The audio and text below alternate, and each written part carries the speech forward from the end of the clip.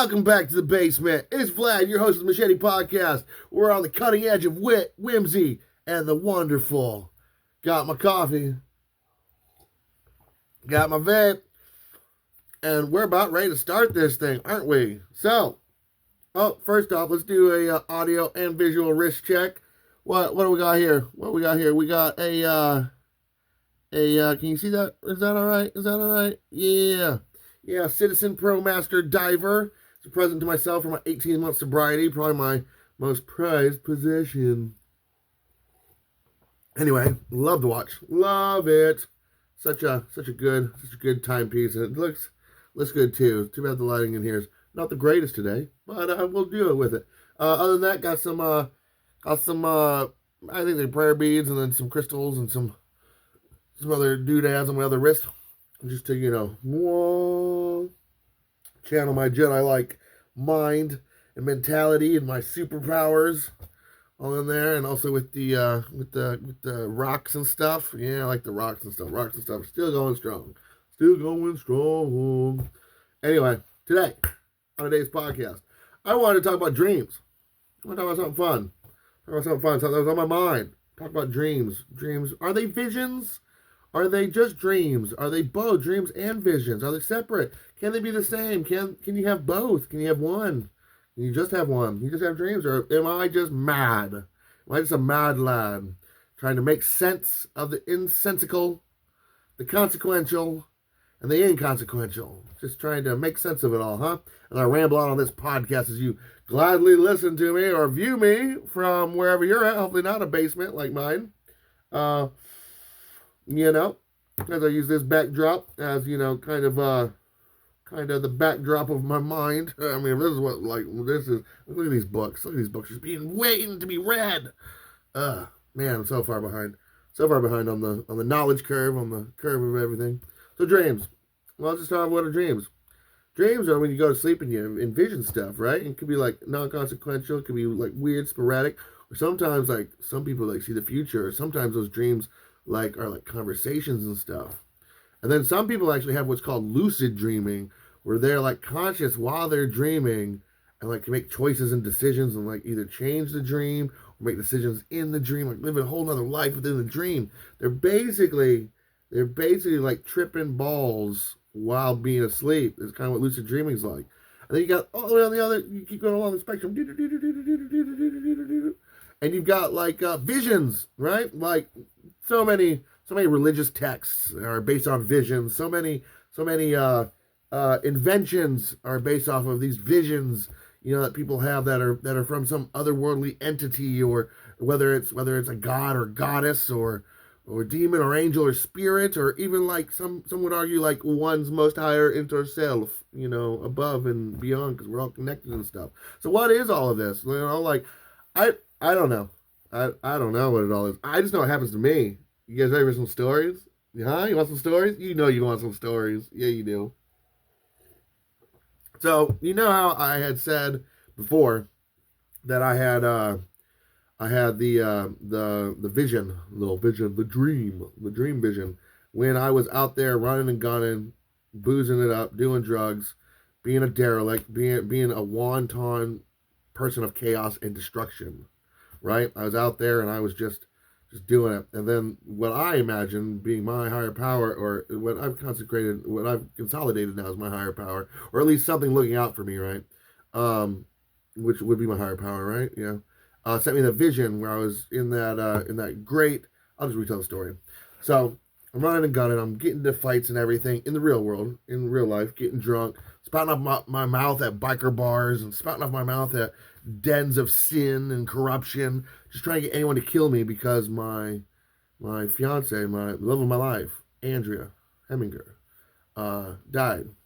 She died. She died 2 years prior to this of an overdose after she gave me that. Yeah, I see that right there. Yeah, she split that. Yeah, and then when she came to and we were separated because of court and stuff because she had domestic violence on her, she just shot up and used and overdosed.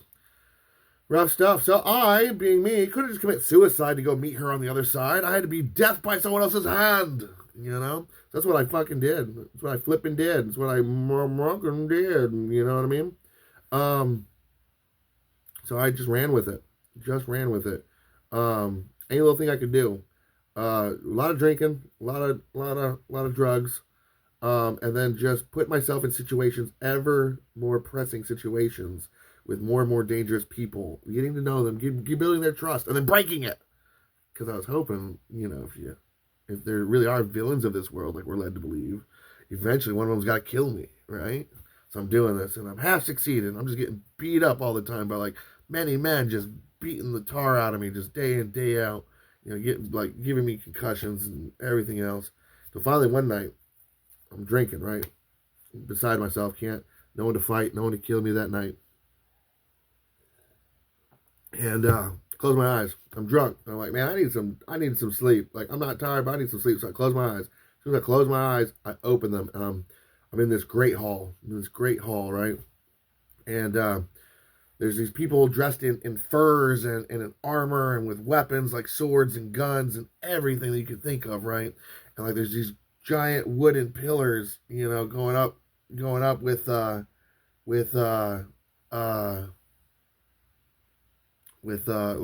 torches from them, right? It's this huge, great hall, and in the far reaches of it, there's like this figure, this little figure, like not little, but this giant figure, like sitting on this throne, but I can't see who it is.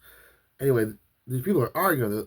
All here it's like, let him come back. He's ruining his time down there. And another one's like, no, he's not finished yet. He has more to attain. Another one's like, he's wasting it. Look, he's just wasting it and pissing it all away. And they're arguing about some dude. And I'm like, whoa. I'm like at this point in time, like I was researching heavily like Norse mythology, right? I'm like, I'm in Valhalla. This is cool, right? Like I pseudo worship these guys. Like I was saying that I was worshiping those guys, but like just loosely affiliated with them. Where I would like call out to them for help and stuff, but I wasn't like doing, living a good life, under their tutelage, right?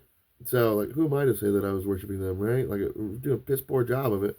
Anyway, all of a sudden, the guy sitting next to me, right here, sitting right there, stands up, boom, smacks the table, boom, smacks it, gets everyone's attention. He's like, hey, he's here, let's let him make the choice. And he turns to me and pulls this deerskin sack out and dumps out the biggest shards of methamphetamine I've ever seen. And he smashes them with the hilt of his hammer, right? And they're just gleaming. There's powder. Then he pours a thing of booze and puts it in front of me. It's like, if you want to come join us, do your fill and come back home. And like trails off like there's no other option. Well, I now recognize this whole party that's going on, this whole disagreement, this whole feast has been an argument over me and what I'm doing in the material world.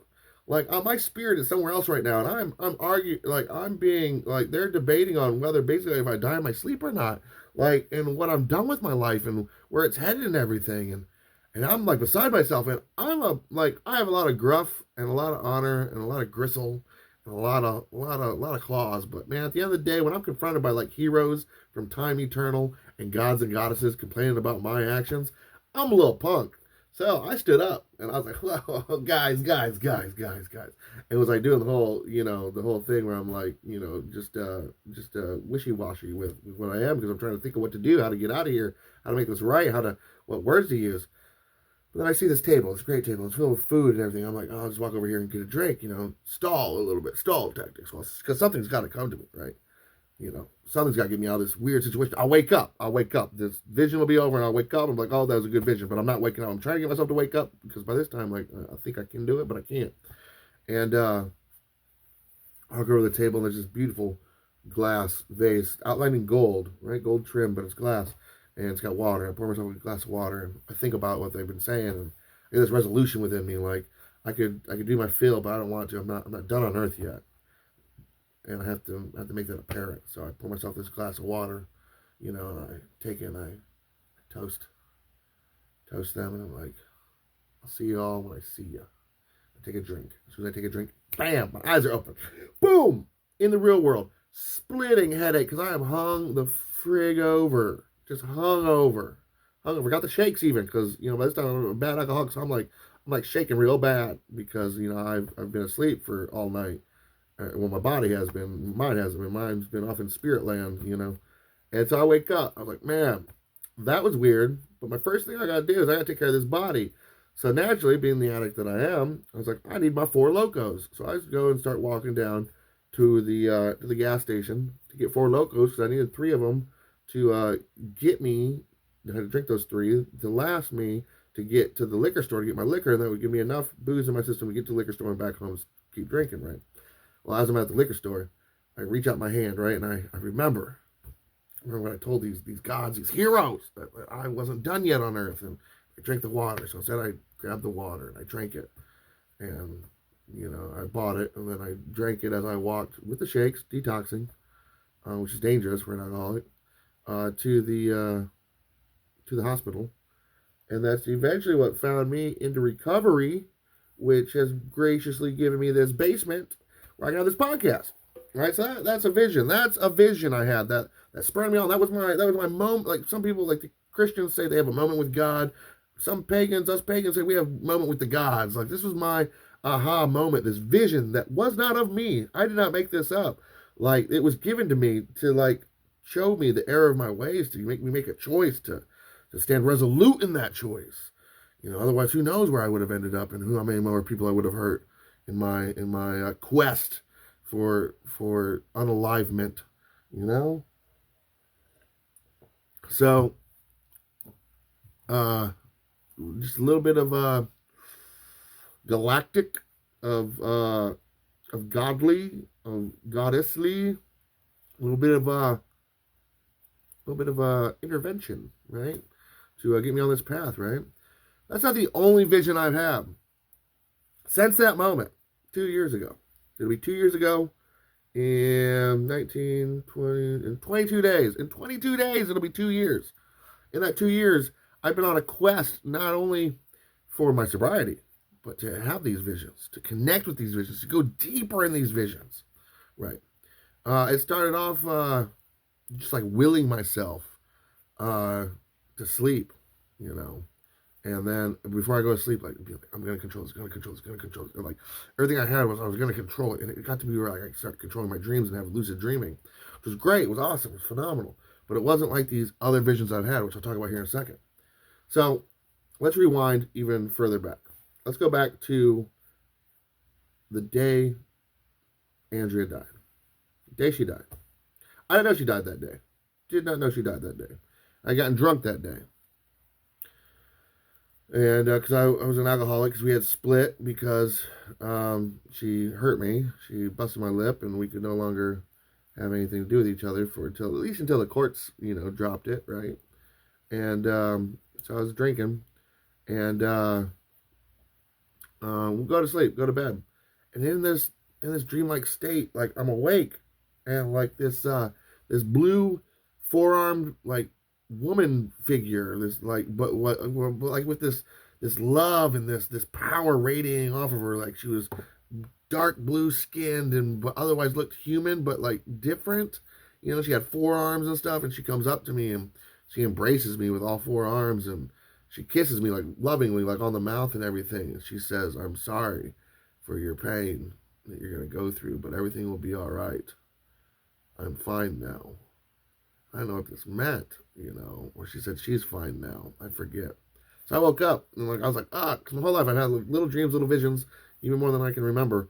I was like, I got to research this, right? Weird. So like when I woke up, I got researched it. It was like the goddess Kali from like Hinduism. I was like, what? I didn't even know nothing. Never thought about Kali. Never seen a picture like that before. Nothing ever to be so real and like to embrace me and to hold me and know me by name and like lovingly kiss me until it like dissipates into like nothingness. I just felt like the warmth, and like I felt this fiery like warlike presence, but like this like this deep love. Well, I didn't think about that much till what happened next. Later on that day, just a mere hours, because I'd woken up probably around noon. Just maybe an hour or two later, I get the phone call that Andrea had died the day before. She had overdosed. She broke her sobriety of heroin and couldn't take me on this planet anymore. So Vamusta, she's gone. Tore me up. That's what precipitated the the using of my own. Was then I, for the next 2 years, delved into the darkness of drink and drugs and trying to unalive myself. Um, but anyway, so that was a weird vision, right? Like the night of, Andrea dying, I get visited by a goddess. Let's just say what it is. Let's just call me crazy, call me kooky. We can be scientific later until you come up with a better explanation for this.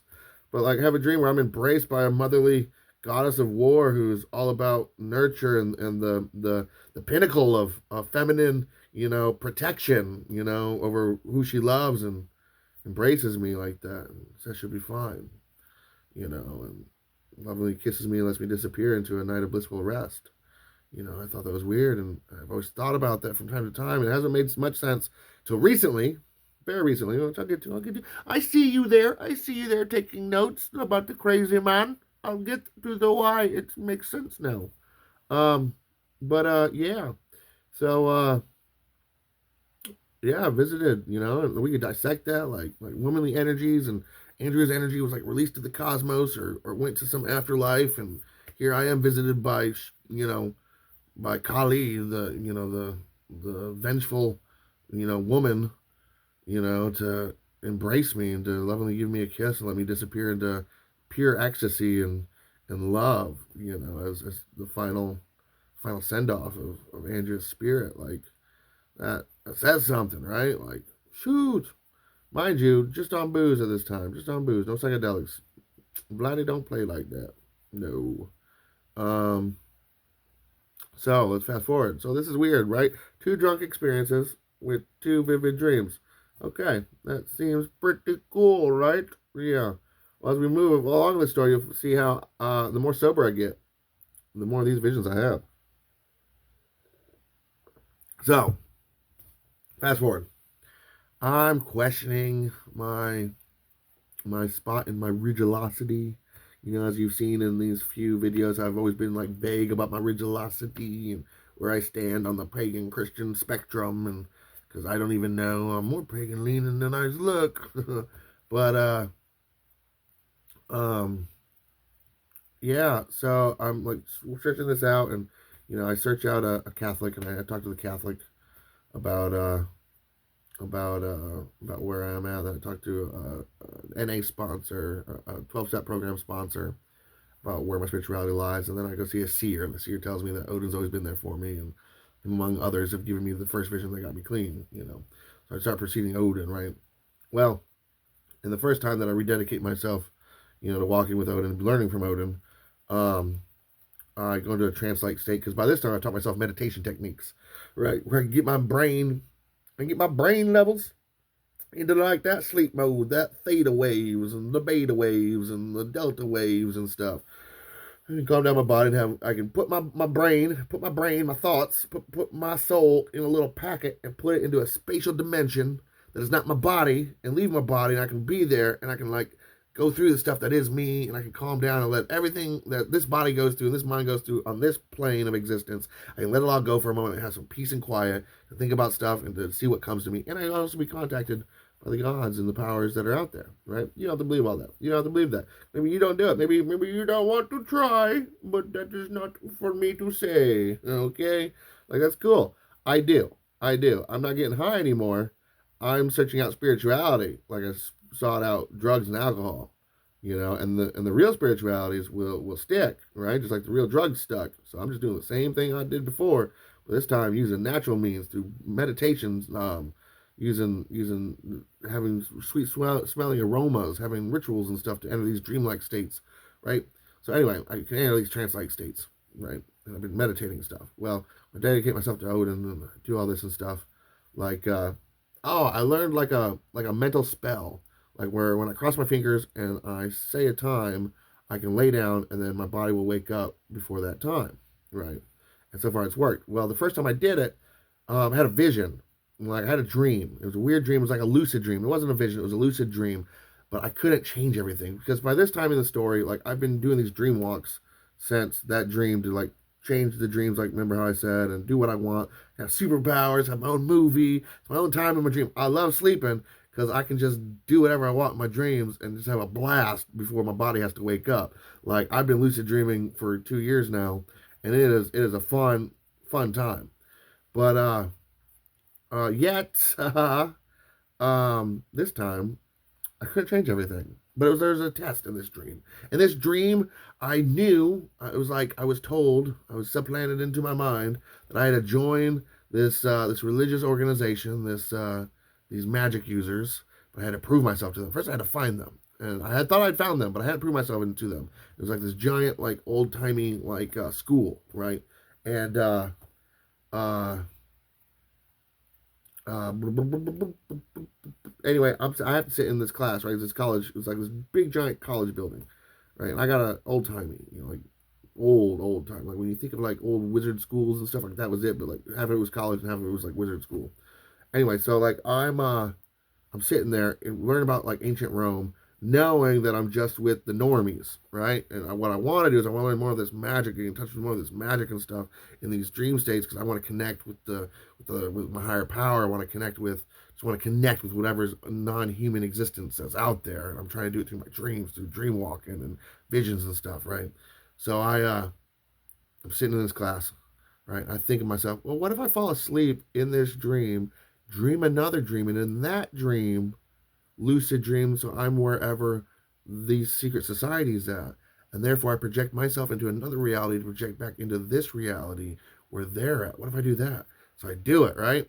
And it works. In this dream, I fall asleep in this trance-like state that I can now go to, and I project myself and will myself to open up like basically a portal, like it skips to my pocket dimension back to this pocket dimension that I'm in. That's all a pocket dimension that's in my head right now or outside of my head right now.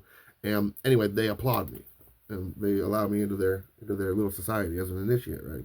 Because I've done magic within a dream sequence, right? That was because there was always something that was like controlling this dream where I couldn't change everything about it. I could just influence it a little bit. So it was like there was some other power that was going over this whole dream state sequence that was wrestling power for me. It was more powerful than I am in this trance-like state. So uh I'm talking to these guys, right? And they're showing me like different studies and different techniques, and like a lot of it's lost because I was losing myself in the dream. Like, because the next form of test, that was the first test, getting to meet them, right? The next test I now know was to not lose myself in the dream world, in the trance-like state where I believed the whole thing was real life, and I lost my consciousness to develop and to dictate what was going on and to gain lasting memory. So I was losing myself. I was becoming one with the trance. It was starting to take over and cloud my mind, right? Where it would have been just like a normal dream. So I'm like trying to snap out of it, and I'm getting bits and pieces. Well, finally, I get like this vision, this like shock, this vision of my instructor, who's this nice Indian man. Weird how Indians come up again in this story, but it's like 2 years apart, 4 years apart difference, 3 years apart difference, right? It's weird how that happens. This little Indian dude who's teaching me the ways of magic and the history of magic and stuff. I see him dead, lying in a pool of his own blood, like his wrists slit and everything else, and like dead by suicide. Is what I see. And so like now I know my test is to save this man's life in this vision, this dream sequence. How am I going to do it? I don't know enough magic to do it. I don't have the ability to change the vision I'm in because there's some other power that's keeping me from totally molding and doing whatever I want. It's got limiters on my abilities in this realm. So in this dream, this vision, I do my next best thing. All I know how to help my fellow man who's thinking about suicide is just sit with them, just be a friend, care, show them care, compassion. So I did to this dreamlike state. This instructor who I was giving vision. I was like, hey man, you're you're you're you're you're worth living for, and you have value. I just want to let you are cared for. It's all right. I'll be your friend. And like this character starts like tearing up and stuff. He's like, I don't know how you knew in my mind that I wasn't doing good. I was like, I had just had a vision that you weren't going to end up good, and I just want to let you know before you do that, you're cared for. And this is when the dream vision takes a little bit of a twist. he gets happy and he says thank you, and he's like crying a little bit. And he's like, man, I'm so glad we've been friends for so long. This whole time, we've been best friends this whole time. And by this time, like I've almost like I had myself when I told him about it, but now like I've connected with him on an emotional level. So now I'm like losing myself in the vision. Like I'm about to like forget all this and be ejected out, right? And something doesn't strike me correct. Like there's this tingling in the back of my head, like this isn't real life. This is a dream. I was like, what? How long have we been best friends for? He's like, oh, for the past 4 years. I grab him by the throat and I put him against the wall and I slam him. I'm like, no, you're not. You're lying. This is a dream. And boom, vision stops. Superimposed over my vision now, like, because I can still see that blurred in the background, but superimposed in my vision is this outline of this old man with a beard and a hat, one eye missing, and he's all his features are outlined in blood and fire, right? And in my mind, I'm like, Odin, is this Odin? I'm about to ask, but then I recognize it's better not to ask. So I, uh, I was just like, what do you have for me? What do you want to tell me? You know, can you give me something? And then this other vision, superimposed lower to the right of this outlined like character that looks like a swordsman that's like this with a shield and a sword, you know, going out, and he's like dressed in like bear and wolf clothing, you know. It's just like that. And I feel like now I feel the vision and this power that's kept me from changing everything like is in front of me, right? That this what I now know as Odin's face, and this vision, like this is the to me this is the epicenter, the beginning, the progenitor of this vision, this test upon test that I've had. Because of course Odin, if you do any of your research, would test any of his followers, anyone he searches for in the magical realms, and test their wit and their metal and everything else, you know, before revealing more to them. Well, as I feel myself drifting off finally, without any control of mine, off into, you know, the twilight of waking up, right? I reach out, not with a hand, not with an appendage, but with everything spiritually, everything energy wise that I have, and I grab a hold of Odin. And in that moment, I felt like millennia.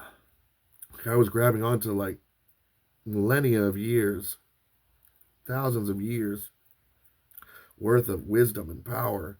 And it paused for a moment, and I was like, I need more. Give me more. Give me something more. What else is there? And I hear him say, Brokey. Never heard Brokey before in my life. I'm like, Brokey, Brokey, Brokey, Brokey. I'm like, yeah, this is another little thing. I've got another clue as to how to connect with my higher power, and how to be more than meets the eye, like a transform. Why did I just do Transformers? That was dumb.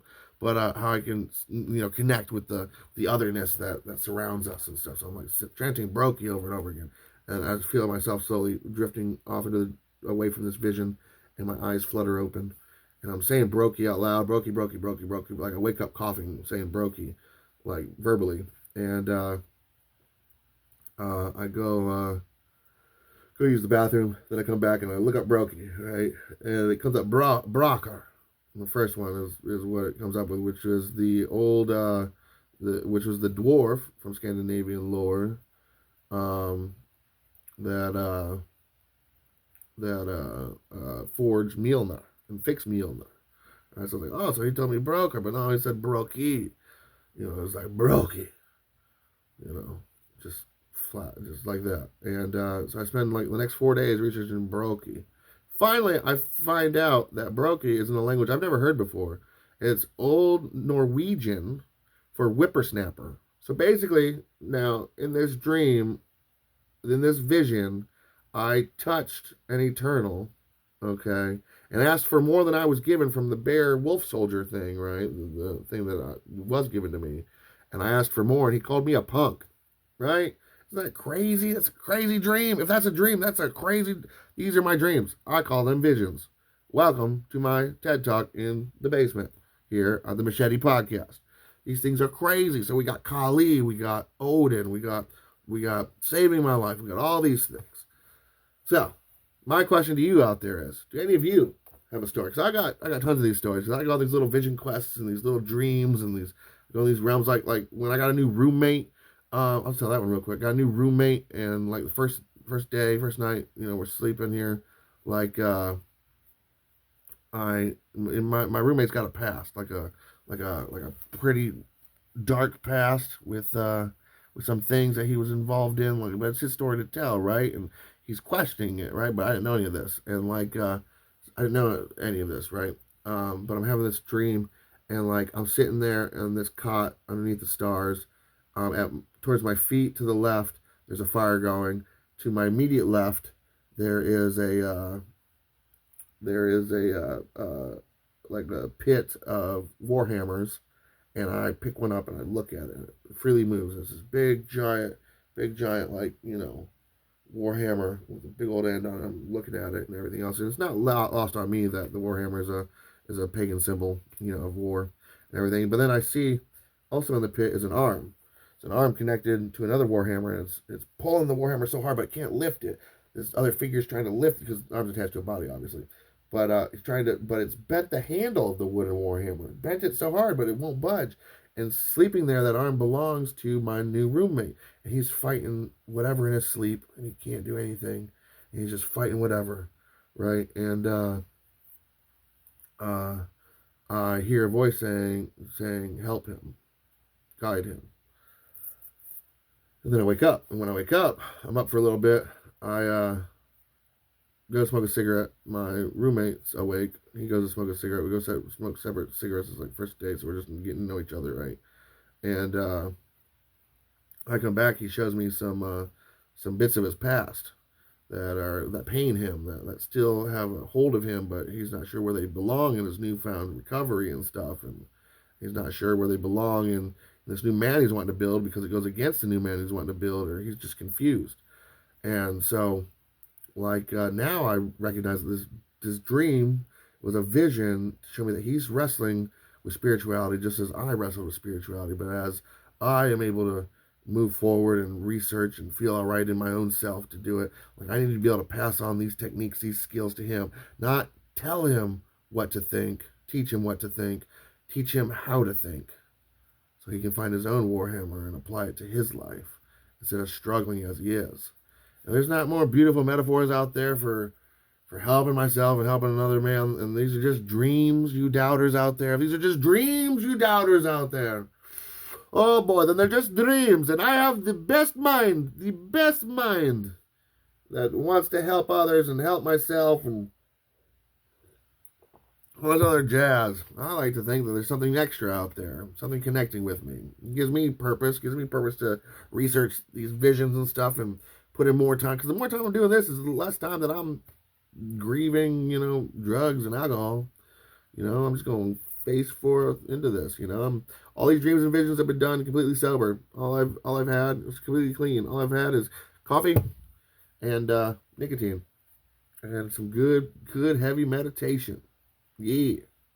So anyway, in the comments below, or shoot me a message, or make your own video. Let's hear about some of your dreams, some of your visions even. What do you believe? What do you think's going on with everything? What do you think dreams are? What do you think visions are? Are they? Or are those a thing of the past? I mean, we're just moving through my forensic evidence, that I'm giving you. This evidence is forensic. Maybe you don't have your own empirical evidence of what dreams and visions are. But I will let you know, if you work at it, you can start controlling your dreams. And you can't ask for more in them. But anyway, this has been Vlad with the Machete Podcast. And I'm here in the basement, signing out. Ciao.